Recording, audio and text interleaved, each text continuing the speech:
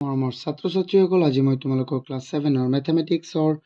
Chapter 3 data হেণ্ডলিঙৰ exercise 3.1 এই চেপ্টাৰটো এই এক্সাৰচাইজটো মই কৰাই দিম। চোৱা ইয়াত আমাক প্ৰথমটো কুৱেশ্যন আমি চোৱা ইয়াৰ কুৱেশ্যনবোৰ জানিব কৰিবৰ আগতে আমি কি কৰিব লাগিব এভাৰেজ আৰু ৰেঞ্জৰ বিষয়ে অকণমান আমি জানিব লাগিব। চোৱা এভাৰেজক যাক আমি অসমীয়াত গড় বুলি কওঁ আৰু ৰেঞ্জক আমি অসমীয়াত প্ৰসাৰ বুলি কওঁ। চোৱা সেইটো পৃষ্ঠাটো তোমালোকৰ আছেই। চ' এইটো হ'ল আমাৰ 94, এইটো হ'ল 95 পৃষ্ঠা, হয় নহয়? চোৱা এতিয়া আমি এটা বস্তু আমি আটাইটো জানিব লাগিব এভাৰেজ কাক কয় আৰু ৰেঞ্জ কাক কয়। ৰেঞ্জক আমি অসমীয়াত কওঁ প্ৰসাৰ আৰু এভাৰেজ কাক কয়। চোৱা ইয়াৰ বাবে মই কেইটামান উদাহৰণ লওঁ, তেতিয়াই তুমি বুজি পাবা যে এভাৰেজ কাক কয় আৰু ৰেঞ্জ কাক কয়। তেতিয়া আমি এইকেইটা বহুত সহজে আমি কৰিব পাৰিম। চোৱা এতিয়া চোৱাচোন মই কি এটা উদাহৰণ লওঁ। চোৱাচোন ষ্টুডেণ্টছ, মই এভাৰেজৰ কাৰণে মই কেইটামান সংখ্যা ল'লোঁ। ধৰা 3, 4 ৰেণ্ডম সংখ্যা যিকোনো লোৱা। 3, 4, 3, 4, 5, 4, তাৰপিছত কি আছে আকৌ তাৰপিছত আছে আমাৰ 5। ইয়াত আমাৰ কেইটা নাম্বাৰ আছে কোৱাচোন? ইয়াত আছে আমাৰ কেইটা নাম্বাৰ? 7টা নাম্বাৰ। কেইটা আছে তোমাৰ? 7টা।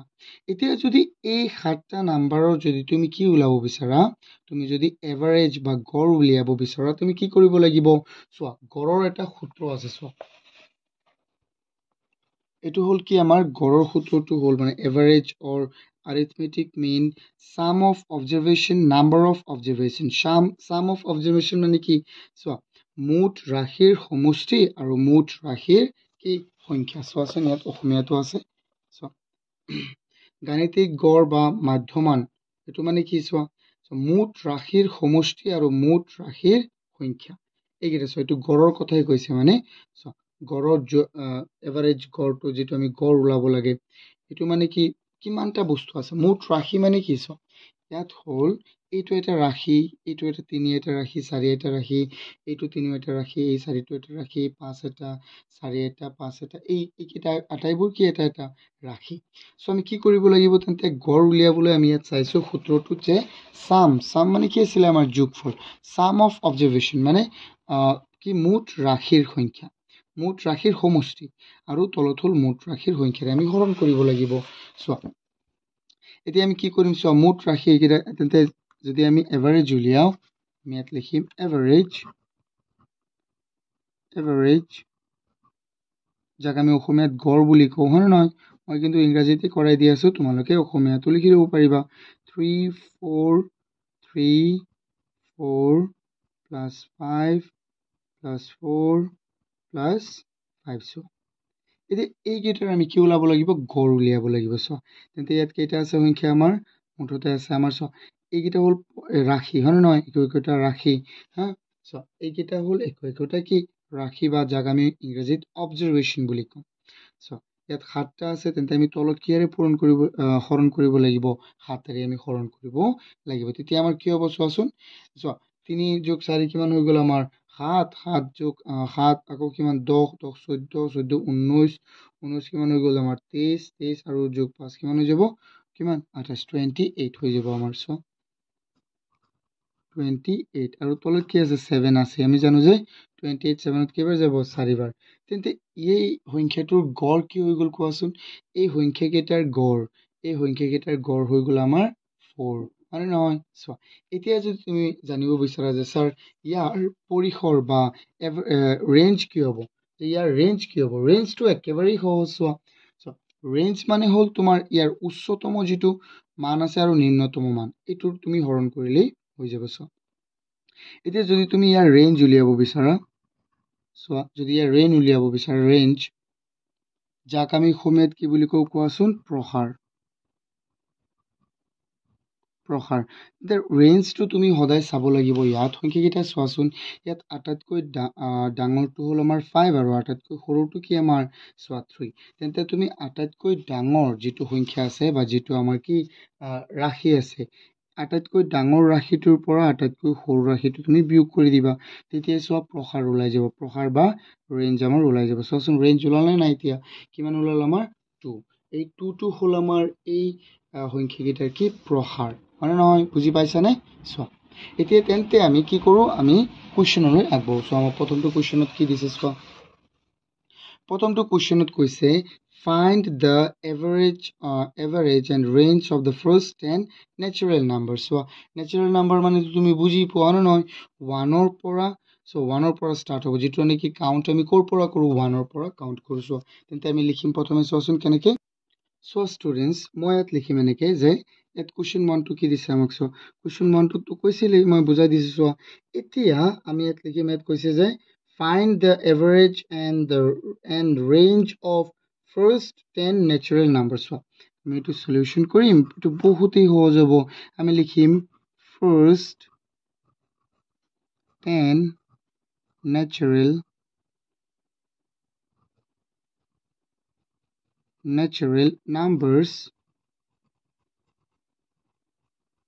numbers are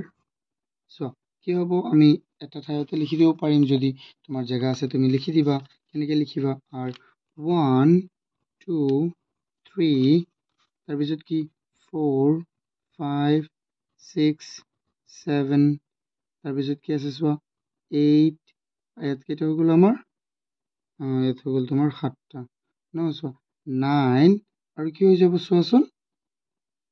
কোৱা জলদি 10 এটা কেইটা হল আমাৰ সোয়া ইয়াত হল 7টা আৰু 10টা তো হৈ গল সো কাউন্ট তো আমি কৰিবই না লাগে মানে নহয় সো এতিয়া আমি 10টা আমি লিখিলো এতিয়া কৈছে ইহঁতৰ আমি এভাৰেজ উলিয়াব লাগে সো আমি লিখিম সো এভাৰেজ তো কি হ'ব সো এভাৰেজ কি হ'ব মই কি কৈছিলো তুমি আটাইবোৰ অবজাৰভেশন সো এইকেইটা একোটা কি এটো এটা অবজাৰভেশন এটো এটা অবজাৰভেশন এই আটাইবোৰ এটা কি এটা অবজাৰভেশন আটাইবোৰ অবজাৰভেশনক তুমি কি কৰিব লাগিব যোগ কৰিব লাগিব এতিয়া ইয়াত আমি যোগ কৰি দেখো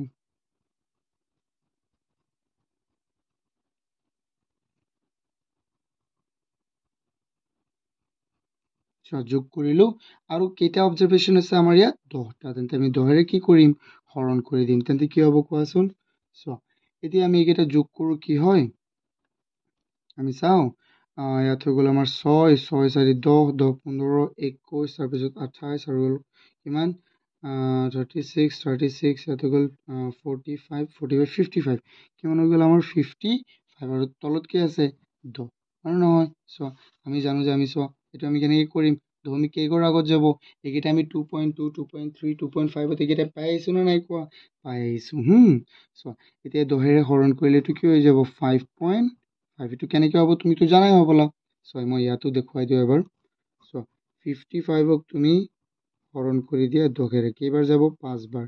50 কিমান বাকি আছে 5 বাকি আছে না যায় দহমিক দিয়া 0 কেইবাৰ যাব 5 বাৰ গলে নাই কোৱা এতিয়া তে বুজি পাইছা না তুমি এটো কেনেকৈ হৈছে হয় এতিয়া সো আমি এভাৰেজ পাই গলো কিমান 5.5 এতিয়া আমি সাম কি কোৱা এতিয়া আমি সাম এই সংখ্যাটোৰ প্ৰসাৰ and range কি হ'ব সো ৰেঞ্জ মানে কি আছিল আটাইতকৈ ডাঙৰ নাম্বাৰটো মানে আটাইতকৈ ডাঙৰ যেটো মান আছে হেইটোৰ পৰা আমি আটাইতকৈ সৰু মানটো আমি বিয়োগ কৰি দিম সো আটাইতকৈ ডাঙৰ কি আছে কোৱা ইয়াত জলদি কোৱা আটাইতকৈ ডাঙৰ আছে আমাৰ 10 আৰু আটাইতকৈ সৰু কি 1 তেন্তে এটো আমি জাস্ট কি কৰিম মাইনাস কৰি দিম সো আমি 10 ৰ পৰা আমি মাইনাস কৰিম 1 কিমান থাকিব 9 আৰু হেইটো হল আমাৰ কি ৰেঞ্জ এতিয়া বুজি পাইছে না আশা কৰো তোমালোকে সুন্দৰকৈ বুজি পাইছে এইকিটা ৰেঞ্জ কি হয় এভাৰেজ কি হয় ন আমি চাও আমি নেক্সট কোৱেশ্চন কিটা চাওচোন এটো যদি বুজি পাইছা ভিডিওটো লাইক কৰি দিয়া আৰু সাবস্ক্ৰাইব কৰি দিয়া আৰু মোক কমেন্ট কৰি জনাবা হা আৰু বেছি অসুবিধা হলে মোক কল কৰিবা so in a district level sport competition 12 school participated মানে কি কৈছে জিলা ভিত্তিক খেল এখনত সো কি কৰিছে 12খন স্কুলে কি কৰিছে অংশগ্ৰহণ কৰিছে prizes owned by each school was as follows মানে কি কৈছে প্ৰতিখন বিদ্যালয়ে লাভ কৰা তোমাৰ প্ৰাইজ মানে কি পদকৰ তালিকা এটো দিয়া আছে সো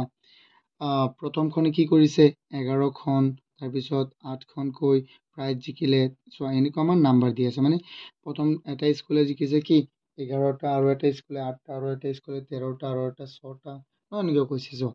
তাৰ পিছত একেটো তো আমাৰ কি দিয়া আছে অবজাৰভেশন বা ৰাখি দিয়া আছে আমাক আৰু মুঠ কেইটা ৰাখি দিয়া আছে 12খন স্কুল ন 12টা দিয়া আছে এইটো বহুত সহজ হ'ব কৈছে what is the highest number of prizes owned চোৱা কোনটো মানে স্কুলে স্কুলখনে মানে কেইটামান স্কুলে বা কোনটো স্কুলে তোমাৰ কিমান বেছি পাইছে মানে কিমান বেছি পাইছে কোৱাচোন পদক কিমান বেছিকে এইটো তুমি চিম্পলি তুমি নিজেই ক'ব পাৰিবা কোৱাচোন কিমান বেছি পাইছে চোৱা ইয়াত 18 আটাইতকৈ ডাঙৰ আছে নেকি হয় 18 কি আছে আটাইতকৈ ডাঙৰ চ' 18 কি পালে আটাইতকৈ বেছি আৰু তাৰপিছত what is the lowest number of prizes owned চোৱা কি কৈছে লাভ কৰা আটাইতকৈ কম সংখ্যক পদকৰ সংখ্যা কিমান চোৱা আটাইতকৈ কম সংখ্যক কিমান 6 আৰু কৈছে what is the range and what is the arithmetic mean of the data so এইকেইটা আমি কৰোঁ কিমান সহজ ন চোৱা আমি লিখো এইকেইটা আমি লিখিম question 2 solutions প্ৰথমে আমাক question A কৈছে ন question 1 ৰ আমি আনসাৰটো দিলো কি কৈছে what is the highest number of prizes owned চোৱা তুমি ইয়াত কোনটো সংখ্যা আটাইতকৈ বেছি দিয়া আছে কোনটো সংখ্যা আটাইতকৈ বেছি দিয়া আছে চোৱা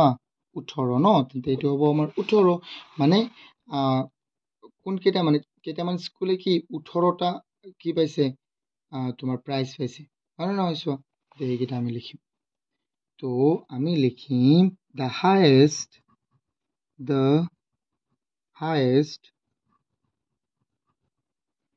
number of prizes so on এটো কি হৈ যাব is 18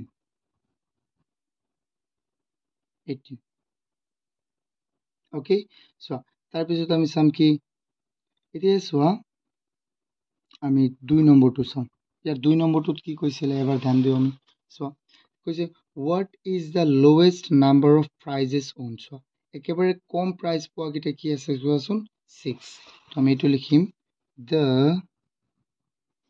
lowest number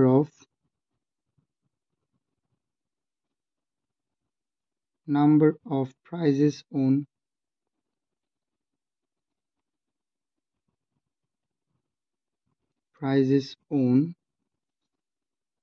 is 6 okay বুজি পাইছা নে চোৱা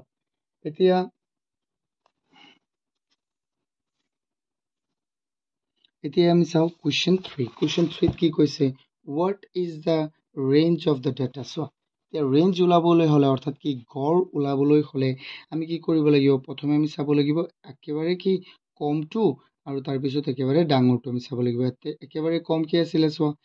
একেবাৰে কম হল আমাৰ 6 আৰু একেবাৰে ডাঙৰ হল কি আমাৰ 18 কি আছে 18 এতিয়া আমি কি কৰিম আমি লিখিম চোৱা 3 নম্বৰটোত লিখিম range equal কি হৈ যাব চোৱা 18 ন আটাইতকৈ ডাঙৰটো আছিল কি আমাৰ মান 18 আৰু আটাইতকৈ সৰুটো কি 6 তেন্তে কিমান হৈ যাব কোৱা 12 এটো হল আমাৰ কি ৰেঞ্জ পৰিসৰ এতিয়া চোৱা ইয়াত কি কৈছে তাৰ পিছত কি কৈছে find the arithmetic mean of the data চোৱা arithmetic mean মানে কি এই তোমাৰ এভাৰেজৰ কথাই কৈছে মানে গড়ৰ কথাই কি কৈছে চোৱা এতিয়া আমি গড় উলিয়াও ন চোৱা arithmetic mean মানে গড় arithmetic mean মানেও কি চোৱা কোড কেনেকৈ চোৱাচোন ইয়াত কৈছে এভাৰেজ অৰ arithmetic mean একই কথা হা চোৱা arithmetic mean যদি আমি উলাও তেন্তে আমি কি উলাম চোৱা ইয়াত 4 নম্বৰ দিলো মই চোৱা ভালদৰে চোৱা এবাৰ মই দিলো কি নম্বৰ 4 নম্বৰ দি এতিয়া মই লিখো ইয়াত লিখিম কি মই এভাৰেজ সো এভাৰেজৰ নিয়মটো কি আছিল মই আটাইবোৰ ৰাশি কি কৰিব লাগিব যোগ কৰিব লাগিব ৰাশি কিটা কি আছিল 11 যোগ 8 যোগ তাৰ পিছত কি আছে 13 যোগ 6 যোগ 10 যোগ 15 যোগ 18 যোগ 9 যোগ সময় কিটা যোগ কৰি আছো অকল মই বেলেগ একোই কৰা নাই কৰি আছো নে নাই 11 যোগ 9 যোগ 11 যোগ 12 12টা হল নে আমার নাই তুমি কি কম লিখিছো নেকি 15 18 9 10 মই এটা কম লিখি দিলোঁ চোৱা 9 10 তাৰপিছত আকৌ 9 চোৱা মই ইয়াত কেইটামান কম লিখিছোঁ মই আকৌ ভালদৰে লিখি আছোঁ চোৱা এইটো কাটি দিওঁ মই ইয়াত লিখোঁ এভাৰেজ দি মোৰ জেগাই হোৱা নাই যে সেইকাৰণে চোৱা মই এইকেইটা লিখিলোঁ চোৱা চ' মই নতুন এটা পেজতে লিখিলোঁ এতিয়া হা চ' এতিয়া আমি এইকেইটা কেনেকৈ কৰিম কোৱাচোন অকণমান চোৱা তুমি ভালদৰে এতিয়া ইয়াত মই আটাইবোৰ নাম্বাৰ মই লিখি দিছোঁ এতিয়া নাম্বাৰ কেইটা আছিলে আমাৰ চোৱা মুঠতে 12টা আছিল নহয় তেন্তে আমি 12ৰে কি কৰিম এইকেইটা যোগ কৰি মই 12ৰে কি কৰি দিম হৰণ কৰি দিম চোৱাচোন এতিয়া কি হ'ব তেন্তে আমাৰ এইকেইটা যোগ কৰিলে কিমান হ'ব প্ৰথমে তোমালোকে যোগফলটো উলিয়াই লোৱা মই উলিয়াই লওঁ ৰ'বা এইটো কিমান হ'ব জানা 132 আৰু তলত আছে আমাৰ কিমান 12 চোৱা 132 আৰু তলত আছে কিমান আমাৰ 12 এতিয়া 12 ইয়াত কেইবাৰ যাব চোৱাচোন 12 13ত যাব এবাৰ এক বাকী থাকিল 12 12ত যাব এবাৰ তেন্তে কিমান 11 কেইবাৰ 11 বাৰ যাব এইটো হ'ল আমাৰ এভাৰেজ চোৱা এই সংখ্যাটোৰ এভাৰেজ কি হ'ল এইটো বুজি পাইছানে তোমালোকে স্ক্ৰীনশ্বট মাৰি ল'ব পাৰিবা চোৱা এতিয়া যদি এইটো বুজি পাইছা এতিয়াতো ভিডিঅ'টো এটা লাইক কৰি দিয়া আকৌ হা যদি লাইক কৰা নাই আৰু চেনেলটো ছাবস্ক্ৰাইব কৰিবা আৰু তোমাৰ বন্ধু বান্ধৱীৰ লগতো পঠাই দিবা এইটো ভিডিঅ' চোৱা শ্বেয়াৰ কৰি দিবা এতিয়া আমি চাম আমাৰ 3 নম্বৰ কুৱেশ্যনটো চোৱা একেবাৰে সহজ লাগি আছে নে নাই কোৱা একেবাৰেই সহজ এইকেইটা চেপ্টাৰ ন চোৱা আমি চাম এতিয়া question 3 in an evaluation or a student obtain following marks out of 100 চোৱা কি কৈছে যে এটা মূল্যায়নত কি কৰা এজন ছাত্ৰই লাভ কৰা কি সংখ্যা মানে নম্বৰ তলত দিয়া আছে চোৱা আউট অফ 100 মানে 100ৰ পৰা 100ৰ ভিতৰত মেথামেটিক্সত পাইছে 75 ছ'চিয়েল চায়েন্সত 69 আছামিজত 73 এণ্ড 67 হ'ল আমাৰ ইংৰাজীত চায়েন্সত কিমান পাইছে 82 আৰু হিন্দীত কিমান পাইছে 78 ইয়াৰ আমি কি ওলাব লাগে কৈছে find the average of the obtained চোৱা মাৰ্কড obtained চোৱা এই মাৰ্ককেইটা যে পাইছে ইয়াৰ আমি কি ওলাব লাগিব এভাৰেজ আমি ওলাব লাগিব চোৱা এইকেইটাওতো বহুতেই সহজ আমি কেনেকৈ লিখিম চোৱা ষ্টুডেণ্টছ চোৱা মই প্ৰথমে এইটো লিখি লৈছোঁ যে মেথামেটিক্সত কিমান পাইছে ছ'চিয়েল চায়েন্সত এই গোটাইবোৰ ছাবজেক্টটো মই লিখি লৈছোঁ মই ইয়াতকৈ লিখিম তেন্তে কোৱাচোন এইটো জাষ্ট মই লিখি লৈছোঁ কি পাইছে হে এতিয়া চোৱা মই লিখিম যে টোটেল ছাবজেক্ট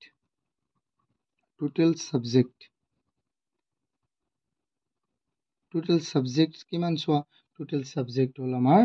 ইয়াত আছে কিমানটা চোৱা 6টা আছে হয় নে নহয় চোৱা ইয়াত তিনিটা 6টা কিমান টোটেল ছাবজেক্টছ কিমান 6টা চ' আমি লিখিম চ'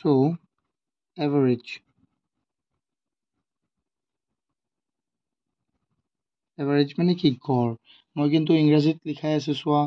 আমি ইংৰাজীটো শিকিব লাগিব যাতে আমাৰ ভৱিষ্যতত অকণমান বেছি সহজ হৈ যায় হয় নে নহয় চোৱা যদি আমি এতিয়াও অসমীয়াটো লিখাই থাকোঁ তেন্তে হ'বলা ক্লাছ 9ত তোমালোকে ইংৰাজী লিখিব লাগিব এইটো বাধ্যতামূলকেই হৈ যাব হ'বলা চ' সেইকাৰণে আমি এতিয়াৰ পৰাই শিকি থাকোঁ ন তেতিয়াহে বেছি ভাল হ'ব এতিয়া কি কৰিম আমি আটাইবোৰ ছাবজেক্টৰ আমি নাম্বাৰ কি কৰিম যোগ কৰিম 75 plus 69 plus 73 plus 67 plus 82 plus 67 82 আৰু 78 এইকেইটা যোগ কৰিম আমি আৰু কিহেৰে হৰণ কৰিম টোটেল কিমানটা আছিলে টোটেল হ'ল আমাৰ 6টা এতিয়া এইটো আমি কি কৰি দিম হৰণ কৰি দিম চোৱা এতিয়া এইকেইটা যোগ কৰিলে কি হ'ব তোমালোকে এবাৰ যোগ কৰি লোৱা জলদি যোগ কৰা মই যোগ কৰি লৈছোঁ চ' এইটো যোগ কৰিলে হৈ যাব আমাৰ 444 আৰু তলত আছে আমাৰ কিমান 6 এতিয়া চোৱাচোন 6ৰে হৰণ দিয়া তুমি 6ৰে হৰণ দি দিয়া যিটো হ'ব আমাৰ সেইটো কি হ'ব আনচাৰ হ'ব চ' ইয়াত হৈ যাব কি আছে তোমাৰ চোৱা ইয়াত আছে 6 কেইবাৰ যাব 42ত যাব হয় নে নহয় 42ত যাব কেইবাৰ 7 বাৰ কেইবাৰ যাব 7 বাৰ আৰু কিমান বাকী থাকিল 2 24ত কেইবাৰ আমি জানো 4 বাৰ 74 আমাৰ কি ওলাল এইটো 74 গড় নাম্বাৰ চ' আমি লিখি দিম চ' আমাক কি ওলাব দিছিলে আমাক কৈছিলে যে find the average number of the marks obtained হয় নে নহয় তো আমি লিখিম so আমি কি লিখিম চোৱা এতিয়া ষ্টুডেণ্টছ আমি লিখিম so the average mark is কিমান 78 average mark to আমাৰ কিমান ওলাল চোৱা average mark is 7 marks is s হ'ব marks is কিমান 78 78 নহয় 74 sorry এইটো 74 হ'ব আমিতো অলৰেডি ওলাইছো না নহয় 74 চোৱা এতিয়া তোমালোকে এইটো বুজি পাইছা নে কোৱা আমি প্ৰথমে সাবজেক্ট কিটা লিখিছো কি কোন কিমান কিমান নাম্বাৰ পাইছে তাৰ পিছত আমি কি কৰিলো এই গুটেই কিটা আমি কি কৰি দিলো চোৱা যোগ কৰি দিলো আৰু কিমানটা সাবজেক্ট আছিল 6টা 6 আমি হৰণ কৰি দিছো